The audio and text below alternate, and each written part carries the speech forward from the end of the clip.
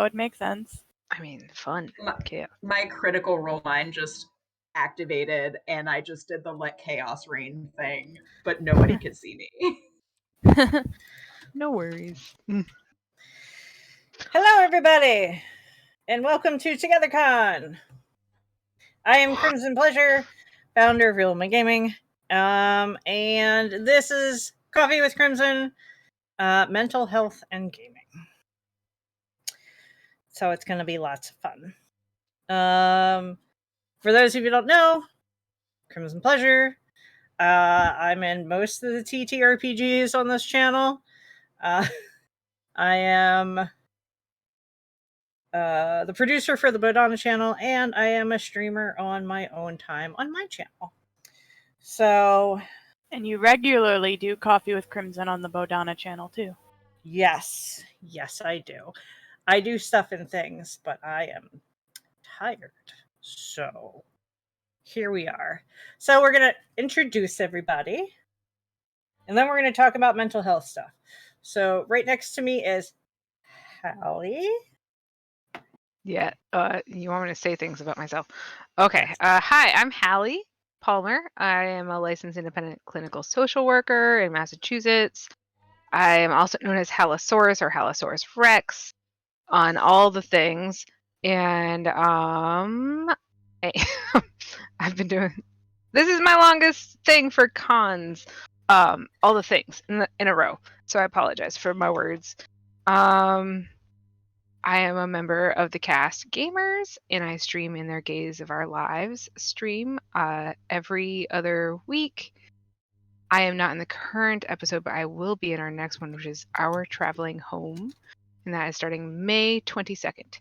I also have a show with Renee Joy, and we just aired our second episode on the cast Twitch, which was is for Community Care Play Your Part, where we talk about social justice, community care, and being able to respect others, understand others, and the only way to do that is through understanding ourselves.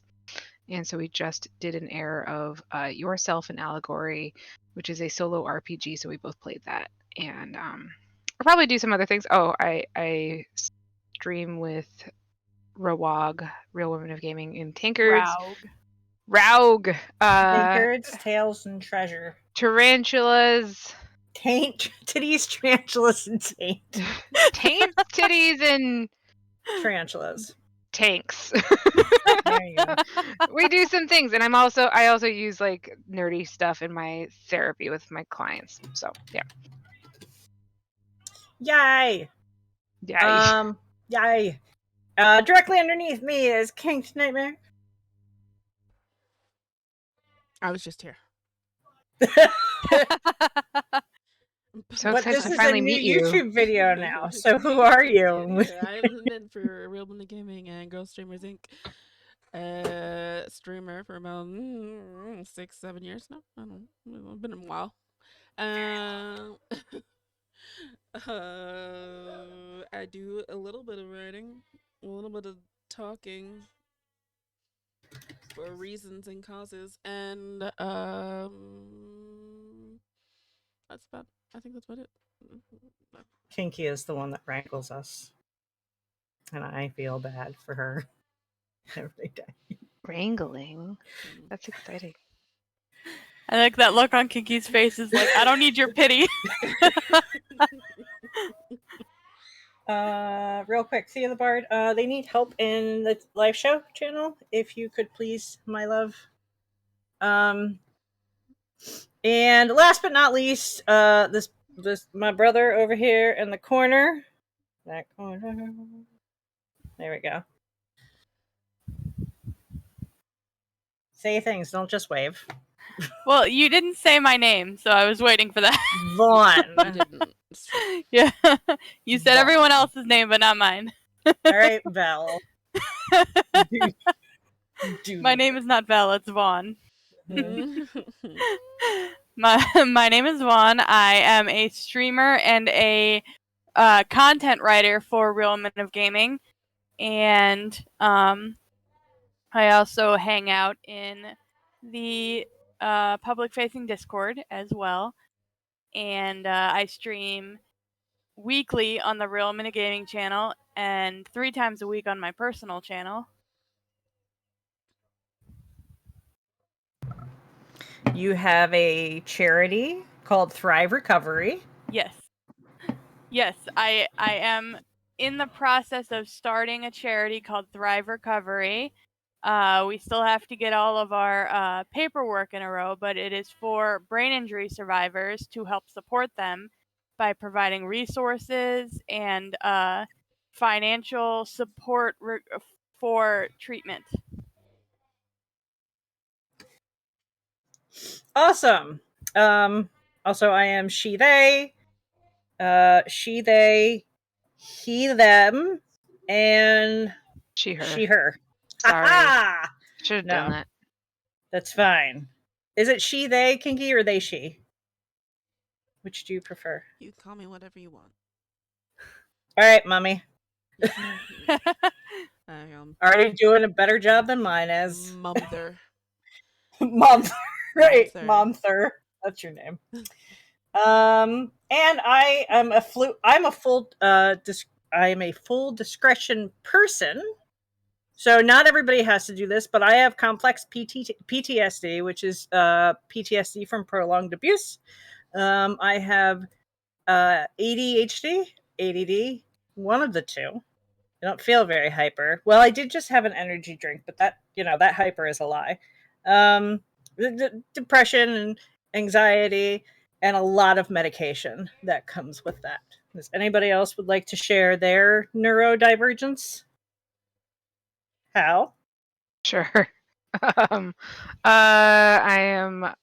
So I specialize in my work. I specialize with LGBTQIA plus and ADHD folks, and that is because I am one of them. And so I am pansexual. I am ADHD, and with ADHD, especially when it's been undiagnosed for decades, there's some anxiety and stress that comes along with that, and then like a nice little dose of trauma. But my specialty when it comes to my clients is trauma, ADHD or neurodivergence, also autistics, and LGBTQIA. No, yeah, nobody in here is straight. Mhm. Excellent. I only even I think I know one straight person, and that's my husband. To be honest, That's fine. Kinky. What's going on in your brain? Oh, well. No, but I am pansexual. I have depression. I guess I lived in a normal state of anxiety. It ramped up real hard when I had my kids to postpartum anxiety and has not gone away. Yeah. With that, I undiagnosed autism. Yes, I've gone through the process with my sons twice.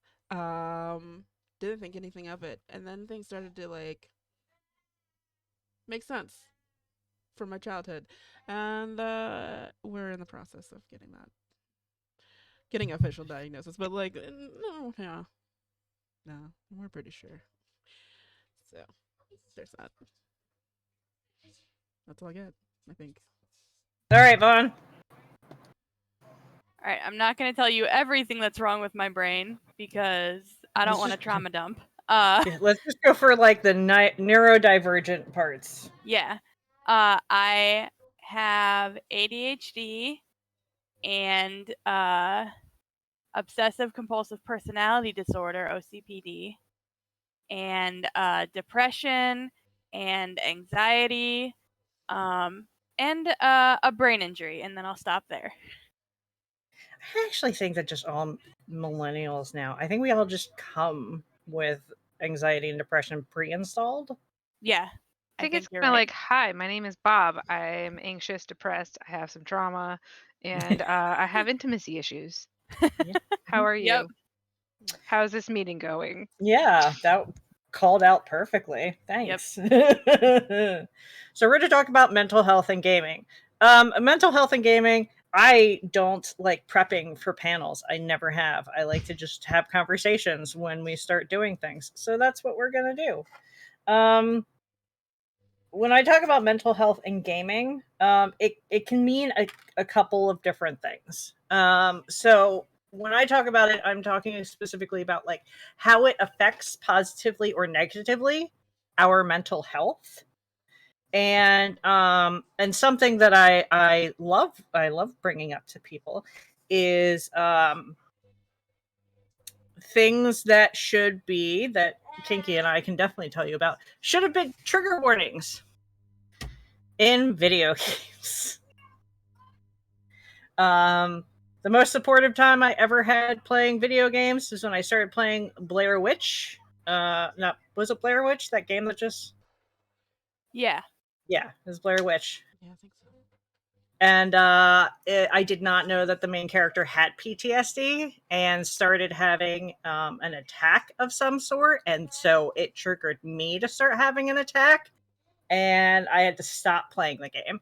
And the chat was so supportive, and they're like, because I immediately felt bad.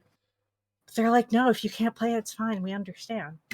But yeah, now I have to investigate all the games I play. I just had a friend stop playing a game because there were no trigger warnings. I had written an article about it that had trigger warnings. I thought they had read it. My bad for assuming. Assuming. Definitely. It doesn't have trigger warnings on the Steam page either. So, Wait, which game is this? Mortuary Assistant. Oh, yeah, that's right. So even if they had looked, it wouldn't have mattered. Yeah. And I forgot about the flashback scene. So I did as well. kind of that one's a little bit on me. When did that game come out? The full game has not come out. The demo came out. Oh, okay. But still, oh, that's worse. Yeah. Sorry, I dropped my fidget. So there's a demo, and they were asking people to play it, and they did not have a trigger warning. There's or something like there's no. There is suicide in the game. Yeah. And they show it. Like they and they show yeah. it. They show the girl hanging herself in the game. That would be so hard for me. Yeah. Yeah. So when it comes to games, especially video games, I have a really hard time with any horror video games. And that's because it's so immersive. Yes. And like I kind of make a joke out of it that I haven't been able to finish any zombie games. The closest I've come to it is any of the Uncharted games, because like in the last act of the Uncharted games, there's always like some weird supernatural thing, and a couple of them it's like zombie like stuff. But I have stopped playing games that are award-winning games like The Last of Us because it was too much like zombies. And that sounds really silly, but I don't like jump scares. And being someone who has a very close relationship to people who have attempted to complete suicide numerous times, that would be a huge problem for me. Yeah. I really think that video games need to have trigger warnings. I mean, it would be nice if movies had them as well, right before the movie do. Like yes, on the TV, rating system. The rating system will go into a little bit of like blood or suicide or something like that. That at least gives you like a broader idea of what you might be getting into. Thank you, Merle. We appreciate the biddies. Thank you. But yeah, this one had none. I think it should be, especially on the Steam page, if you're going to be purchasing a game, you should know what you're getting into before you purchase the game. Yeah, absolutely. I mean, we have flashing light warnings. Yeah. For people who have seizures, why can't we just have some simple trigger warnings? For movies, it says like whether there's violence, whether there's drug use, whether there's smoking, whether there's sex, light nudity, or explicit nudity. Why is that not the case for games? Exactly. it there is a, you know, there are a ton of things that people put in that, you know, might seem minor and are completely triggering. Like okay, so like Tomb Raider and the in one of the games, isn't she almost sexually assaulted, or they're talking about sexually assaulting her? Like that is definitely something that Not only needs to be that. a warning. Oh Oh yeah, no, yeah. no, Nathan Drake can just do whatever, but Laura Croft has to have some kind of like sexual trauma. not only that, but every time Lara Croft in the new Tomb Raiders dies, you have to see it in black and white right there, paused on your screen. Oh, that's fun. Like the newest, like with the new series. I don't know about the last two games, but for the first one, yeah, it's kind of It's it's pretty a bit of violent. trauma. It's a bit It's trauma porn, violent. Yeah, yeah. like here she is falling off a cliff. Here she is getting stabbed through the face. Yes. Here she is. Yeah. It's yeah, and I gotta say, because I didn't play the older Lara Croft games, not yet anyway, but I did start with the fresh Tomb Raider, and I was surprised at how violent it was. I didn't know. And I'm like, is this all the games? Is this what this came from? Like, I didn't know it wasn't not normal for Tomb Raider, actually, honestly. And I come Yeah, from a horror game background, like, but her deaths are very detailed. yeah. Over and over and over again. I'm If you wondering, can, if we're big horror people and you can surprise us, like you did something wrong. Especially if it's in a regular thing, and we're going, that probably shouldn't be in there. You did something. Fawn, I'm wondering if you have any thoughts.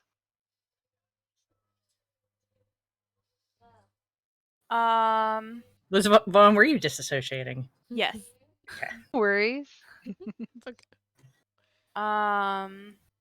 Yeah, I definitely think that game should have trigger warnings, especially for things like, you know, like sexual assault or suicide.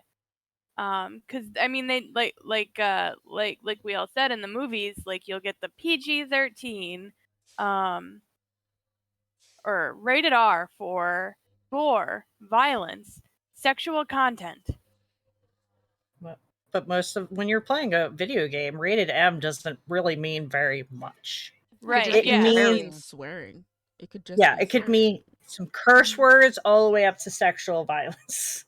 Yeah, cuz those ratings were never like uh like they're just broad ratings for video games. Well, also, and they don't like the whole video game rating thing has always been very like sketchy to begin with, and doesn't Mhm. have a lot of security in like what it's supposed to do and guidelines. Yeah. Yeah, there aren't any guidelines or regulations on it like there are on movies. Yeah. And there should be. Definitely. Especially when you think like, you know, kids play video games.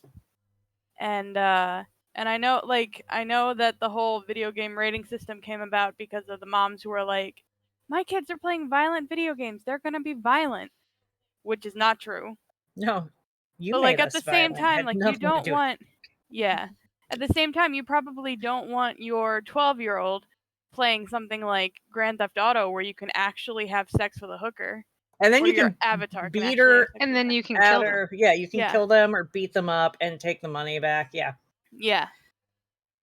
So Um. I'm wondering, Mhm. this might be a very quick segue, but are there any video games or tabletop games that do it right?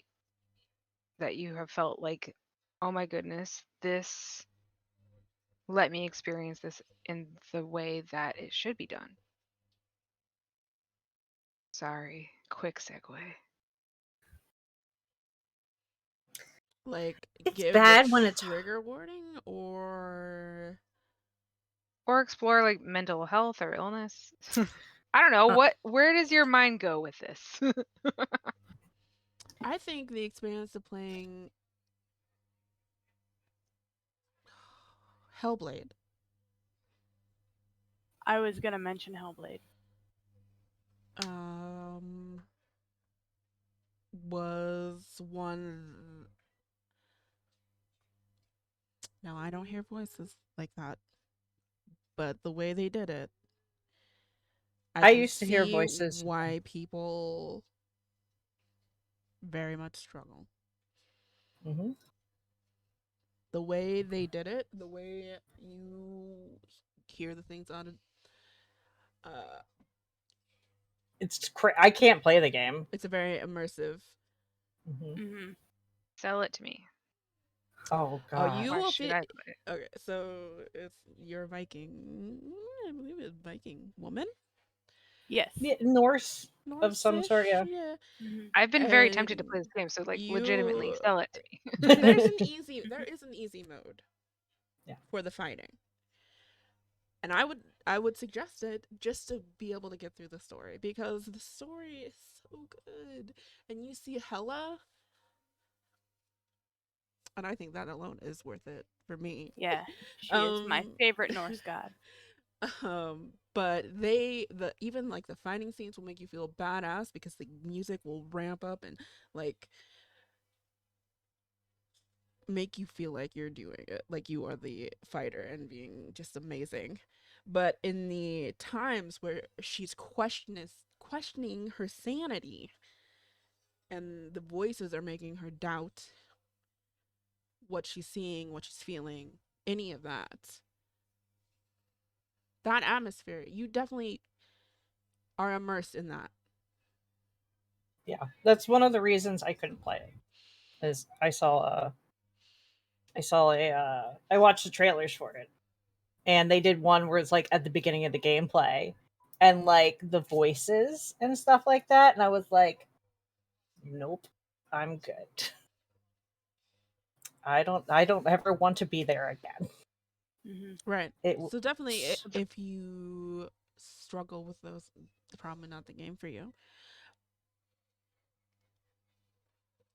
But I don't think they did it in a disrespectful kind of way at all. I don't remember if they had trigger warnings. I It's been a very long time know since I they played had it. trigger warnings for the voices, but I don't know if they had anything for anything else. Mm. but it was advertised like that. So that wasn't ever hidden. Mm-hmm. Like that was in a way if you knew about the game beforehand, like that was your trigger warning. Um but I think that's one of the things that drew a lot of people to it was how well they did her mental illness. Yes. Because I heard nothing but compliments. I didn't hear anybody say anything bad about the entire game. And as somebody who, listens to a lot of people and plays a lot of video games, that's really hard. I've not come across a game where everybody's like, "Oh yeah, it's good," until like this one. The story is beautiful and it's sad, and the graphics are beautiful. Mm-hmm. And if you play it with headphones, like I think the first time I played it when I started it, like I might have like looked behind me with some of the voices because like they really manipulate the sound. Yeah. So it sounds like it's coming from all around you. Yes. So they do like full surround sound. Full surround Yeah. sound. Yeah. That sounds really interesting. It sounds really interesting. Let me finish any of my sentences. And like I have worked with clients that hear voices, and sometimes is distinct, and sometimes it is just hearing voices, like so many voices that you can't distinguish them from one another. So it would be interesting if there are any reviews out there of what that experience is for people who hear voices playing it, because it can be super validating to see yourself. Right. It Yeah. can be validating. Sometimes it's re-traumatizing. But it sounds like they advertised it like that, and so people were ready. They could discern whether this was a game that they were going to contribute their time to. Mm-hmm. Yeah. Wicked brought up Visage and Layers of Fear. Layers of Fear I am happy to talk about because it triggered me and I didn't even know it. which was wonderful. And I think so the Layers of Fear is at the base about mental illness. I mean, yeah, there's a lot of other things going on, but I saw it as the start, almost like a start to finish of like how everything can go wrong, and lead down a terrible path. You know, sometimes, as I've said before, sometimes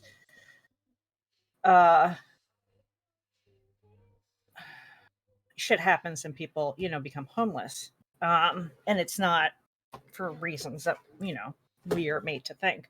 So this just shows, it starts as a story that a guy is an artist, and things go south, and he starts, his mental illness, whatever it may be, starts becoming very apparent. And it's been a long time since I played the game, so I can't tell you if his mental illness caused the downfall or if the downfall made his mental illness worse of like what was going on. But it just devolved very quickly into just alcoholism and verbal abuse and a lot of things like that. And man, like I streamed this game and I was so shitty to people for like weeks, and everybody was like, you're being particularly bitchy, and I'm like, I have no idea why. And I talked to my therapist about it, and she was like, maybe it's the game you're playing, an alcoholic father who's abusing his family. And I was like, don't talk back to me. How Give me dare the you. professional How advice I dare pay you you. for. Yeah. I don't pay you to tell me the truth. And then she was right. When I stopped playing the game, once I finished it and resolved it and walked away from it, like my attitude got better. So, and I did have an idea it was about mental illness, but Well, at you that had watched me play Yeah. through the whole game Mhm. more than once. Yep. So watching it and playing it, those are two different things. Obviously, I was immersed in playing it myself. That's what happened. It was a very good game. It tells a great story. I recommend it to people. I just, at the time that I played it, was not was at the beginning of my particular mental health journey. So I was like, I can do this fine. Like, it didn't occur to me, like, maybe you shouldn't play the game about the alcoholic father. Now I know better. Thank you, medication. And Layers of Fear 2 was about the trauma and mental illness of his child. No, I thought that was the DLC. Oh, was it? The Oh yeah, DLC. that was the DLC. Layers of Fear 2 went on a different route, told a different story altogether. Yeah. I know I played the second one, but I remember not particularly liking it, so I didn't continue. Or I didn't play it more than once. Yeah, you didn't play it more than once, and you told me not to play it because there is the possibility of child abuse. So that's when I don't play. Yeah.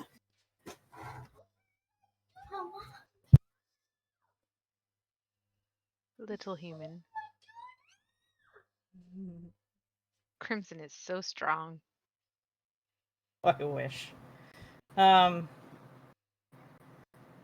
But yeah, it just it's a lot. It is a lot. My brain's kind of stuck. There's something like about video games that is particularly immersive. Like you cannot separate yourself from the character as much. There is like the visual component. There's the tactile component with like the controller, and especially if there's any haptic feedback, or if you're wearing headphones, you're completely immersed. in that situation. I know this, like, it seems like most of you are mostly video game streamers, but like, I find that it is a little bit easier to explore some of these issues in like more of an analog format with tabletop RPGs. Yeah. Or tabletop games, like, because you can separate yourself a little bit. It depends on like how you process things. Like if you're mostly a visual processor or verbal, or any of the other ones, I don't know. Well, yeah, when you're doing it tabletop games, you're in control. But when you're playing video games, you're in for a ride.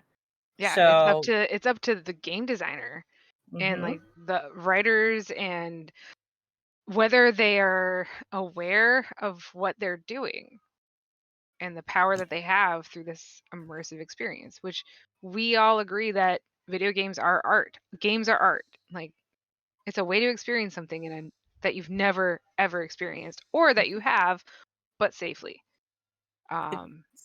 With great pinnacle. power comes great responsibility. Oh God. Now you're going to die. That's just how this works. What? Huh? Haven't you Huh. seen any Spider-Man movies? He says it. This is like my right. third quote of that today. Tell your husband. What? She played Tell the him what? odds. What? He's gonna die? No, yeah, I love video games, but it's they can be a lot. I abandoned Alien Isolation and Zombie because the atmosphere was too good. And it wasn't just like I didn't even see an alien in Alien Isolation. I got to The scariest part is when you don't see the alien. yes. So when people and they know it. when people play, no, it's fine. So when people play on the easy mode of Alien and it just keeps making that noise, like that gave me more anxiety watching someone play on easy mode than me playing the game on regular. Yeah. Like just hearing it everywhere and never seeing it.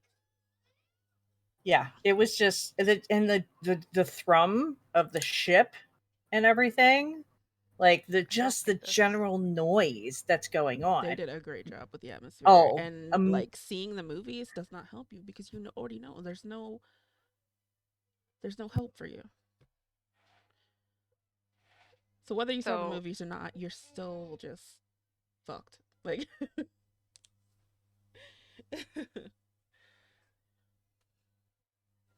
yeah, it was too good. And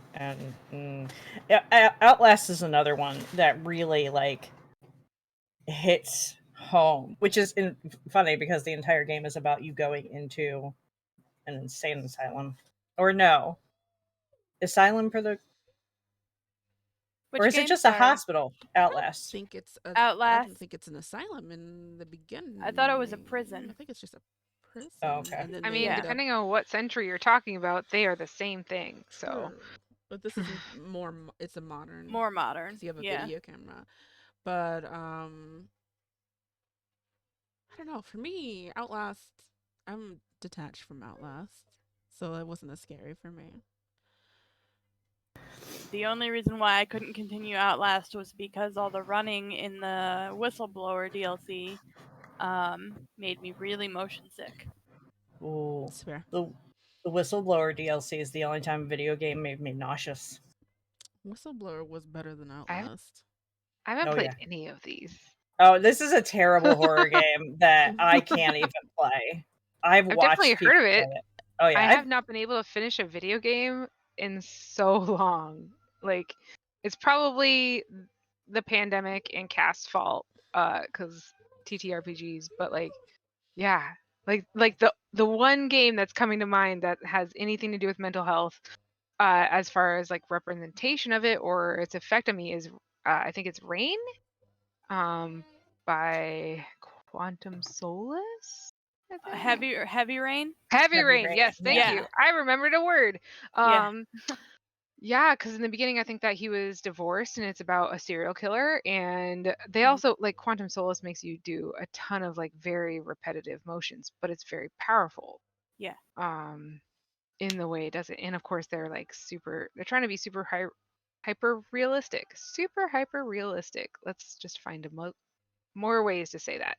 Mhm. Um, but I also have heard great things about like being able to explore different mental health things. But Crimson, you look like you were going to say a thing. No, that's another game I just can't play. Mm, I really enjoyed Heavy Rain. I only played it once though. I think I played it once too. Can you hear my husband's movie that he's watching right now? Like I Very little occasionally bit. hear I'm going to Yeah. text him. you're dead. He's watching Bill and Ted. I mean, we're all used to noise in the background. I mean, kids, dogs, and life. Mhm. I love that they're putting like mental health stuff into games, like mental illness into games, and exploring that. At the same time, I wish it would be like, hey, we're exploring mental health in this game.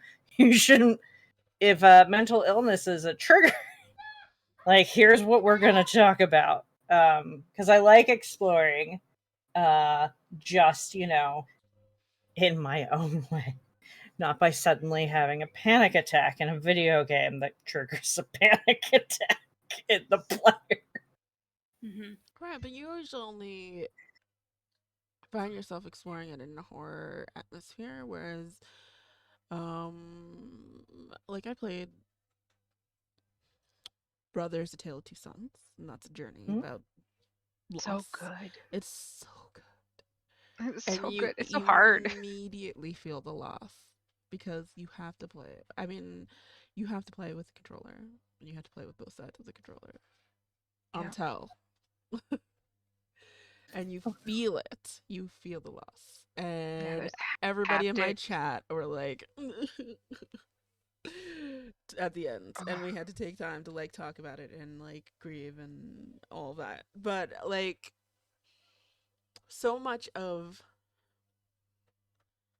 the mental health stuff that gets explored, it gets explored in horror, Mhm. which I'm not against, but some people do not like that genre. Mhm. Like myself. I would even consider Hellblade horror adjacent. Yeah. Not directly horror, but like Near near it. It's Yeah. not It's the got just that suburb of horror. atmosphere. scary. It's just Disturbing. it takes you. Yeah, it takes you into dark places. Mhm. I like there are some games that do directly explore it, but before I talk, I might even forget this.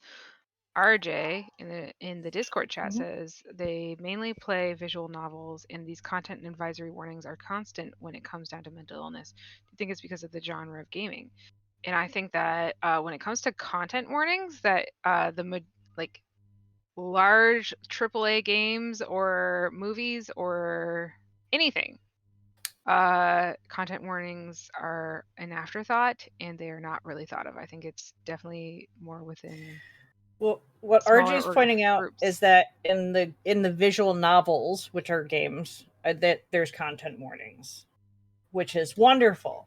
But yeah, I think that is where I think people who are making the visual novels are hyper aware of stuff like that because Mhm. I mean the visual novels I played, there is mental illness rampant in most of them. Right. I think they So align themselves more with they've written like a book mhm. and now it's becoming a a game, a visual story as opposed to this is a game that is a story. You know what I'm saying? Like books, Yeah. Mhm. a lot of books have trigger warnings.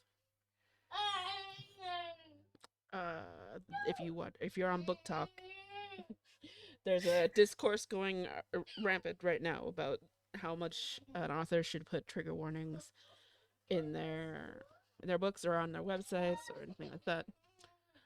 A lot of authors automatically do that. A writer is kind of responsible for that. So Mhm. I think visual And the novels, publisher. But yeah, like yeah, Also, it might just be in the intro, and Right. if you don't read that, lose it. Yeah. It's hard. Merle says it also takes a certain amount of self-awareness and maturity, I guess, to know if you're triggered by certain things, even if there are warnings. That being said, at least if you realize afterwards a detailed warning might easily allow folks to more easily identify their triggers. Yes, I have been accidentally triggered by things and then gone, oh, like bunk beds is one of my triggers. Found that out the hard way. Yeah, you don't know what your triggers are until you're triggered by them. It's the downside. I mean, all triggers are downsides, I guess. Um, but Yes. that's what's particularly stressful about them.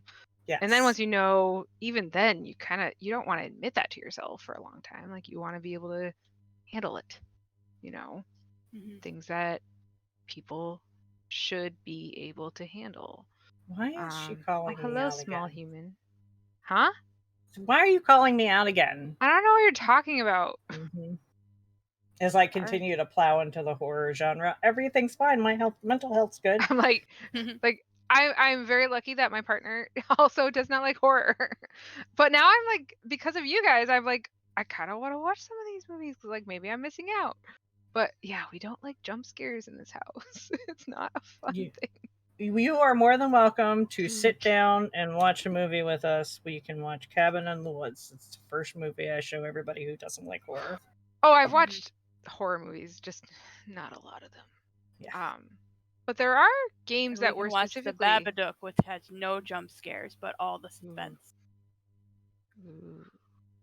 Yeah. The gay And the icon. Babadook is a LGBT plus icon.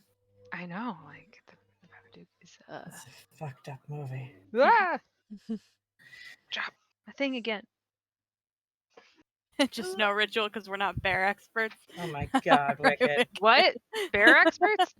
So there's this movie called the Ritual. It's a horror movie, and there's this point where you see like a dead something hanging in the in a tree, and somebody it's like a moose or an elk or something, and somebody was like, "Can a bear do that?" And then somebody says, "I don't know. I'm not a fucking bear expert." And Wicked and Thea and I and one of my and Wicked's friends watched it together, and we all just started laughing, and that's become an inside joke ever since. That sounds amazing. How long does this panel go for? We got about 5 minutes. Okay. I was going to say there are video games that were specifically made to explore mental health and mental illness, or to explore in a positive way. Hello, small human. And you're very cute. And like there's Papo and Yo. And then there's something about the dragon. I am terrible with names. The dragon called Cancer? Yes. Yeah.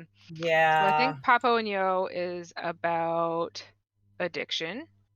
And it's a little bit older. It's from 2013, and it's an indie game, and it's about a parent figure that has addiction.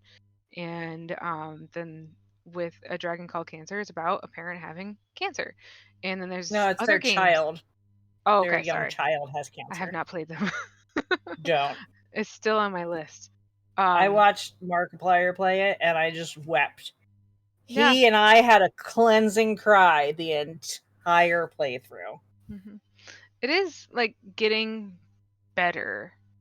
And even if you look at like that game company's games, they're like about feelings. Like even Flower, you're just a flower petal and you're being blown around by a bunch of windmills and you have to touch on things, but like there are moments where like the music and the visuals and just the whole feel, even with the haptic feedback, just you can feel the tension.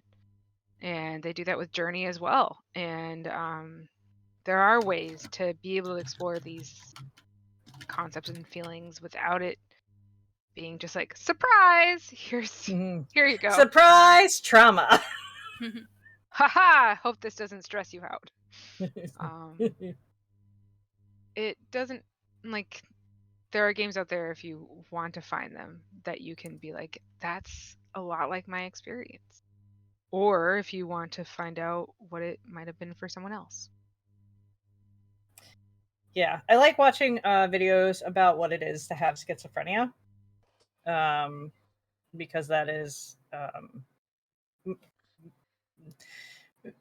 seeing people's mental health from their perspective is extremely important to me, especially when it comes to people with schizophrenia, because I had a friend. She's a lovely person, and it was one of those moments where it was a teaching moment, and I loved it. And she was talking about how they just bought a house. One of their new neighbors has schizophrenia.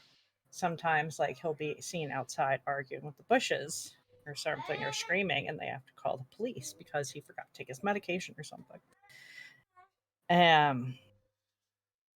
I was like, that must be terrifying for him.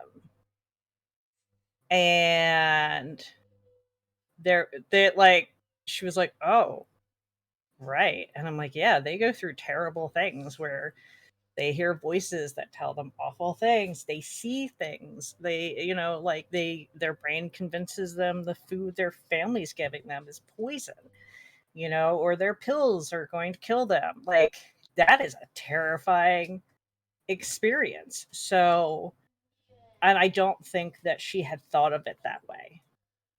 A lot of people, because schizophrenia is one of the ones that's most demonized in media, so people immediately think danger, and they danger to themselves and their family. Not, this person is a danger to himself and could need help. So, sorry. go ahead. People with severe mental illness are more likely to be targets of danger, targets of violence. And my biological mother, not the person that raised me, but she definitely has a schizoaffective disorder of some sort. And like, it's for women, like AFAB women, it's a huge fear. Like, if you have anyone that you are directly related to that has some sort of schizoaffective disorder, you're much more likely to also have one, but it will present when you have some sort of hormonal change. So for her, it seemed like it happened when she had me. And who knows? Like, I also have a really stable, like, life. My environment was very stable. The people around me, like, those are all really important things. Like, you are much less likely to have a breakthrough experience if you have those supports in place, but it's still there. Mm-hmm. For AFAB people, it's, puberty, menopause, and pregnancy where it might happen. Yes, Kinky and I are constantly talking about generational trauma and how we want to give our children a supportive environment. So hopefully they will only be maybe like an eighth as messed up as we are. You're breaking the cycle.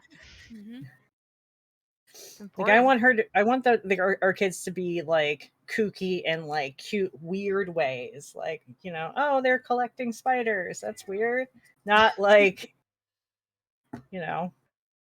why haven't they left their room in 2 weeks? Or eaten. Why don't they eat food? Why are you suddenly crying? Because someone's cleaning around you. Why did you sigh? Why did I sigh and you had a mental breakdown? Yep. That was my pandemic. Oh. Yeah, I have dealing with that Yeah. layer, that little gift my mom gave me. Yeah, I love the pandemic for us has been like, guess what I realized was a trigger this week?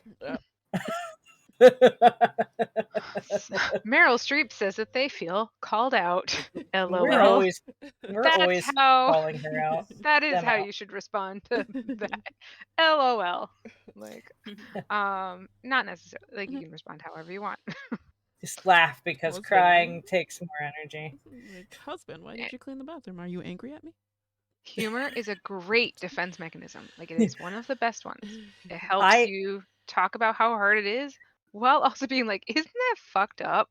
Ha ha ha ha ha ha. I actually Sometimes like they lost. don't laugh though. Yeah, well, that's how you know that they are not going to be your close friends. They just get real concerned. I Then you're like like, okay, I need to keep it surface level with you.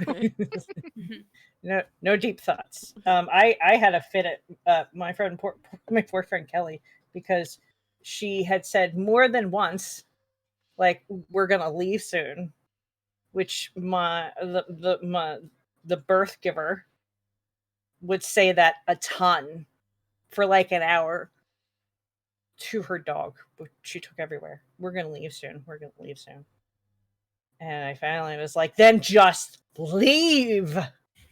Do it. But unfortunately, I did it to Kelly, not the birth giver. I did it to the birth giver, and she stopped doing it. But if people say like more than once, we're gonna go in a minute, we're gonna go soon, I start to lose my shit.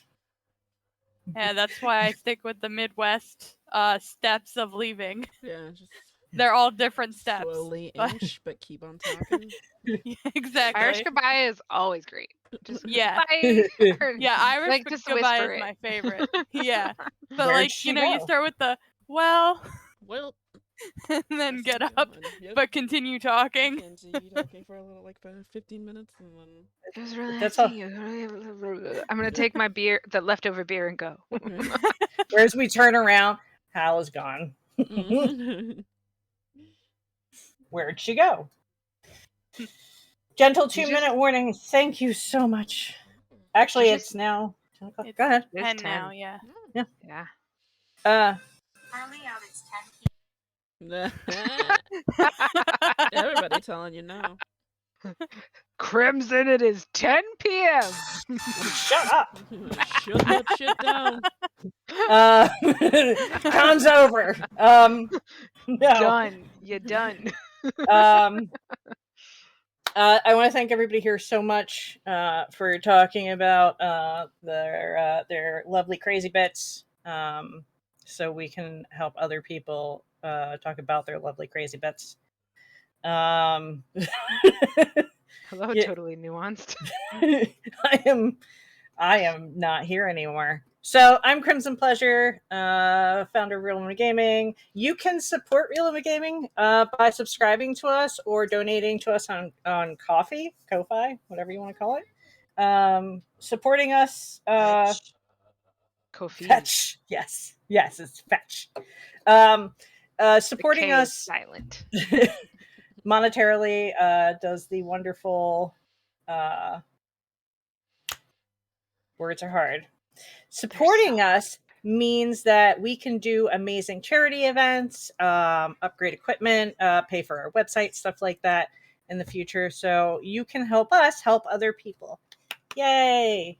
And come watch me stream. And this is Hal. I'm Hal now. Hal. Because if Hallie. I call you, I'll call you Holly. I mean, that's if I- better than Haley. You know, Just call me Hallosaurus. It's fine. Hallosaurus. I'm Hallie. Hal is fine. Hal is fine. Usually my family calls me that. I think that they have a hard time with my name too. Or Hallosaurus Rex. I'm on Cast. I'm on Real Women Gaming, and I own the Therapy Guild. The website is a work in progress if you check it out. Thanks for having me. Always a pleasure, Hallie. Thanks. And then fellow girl streamers, fellow cast, fellow Real Women Gaming, Follow Thrive Recovery. Thrive Recovery. Good night, lovelies. Oh, no one else did an outro? Okay. Bye. You're the guest. One Real Women in Gaming person and one not Real Women in Gaming person can do outros. Sounds good. Okay. Goodbye. An outro. Follow the Also, fucking things. Thea, I like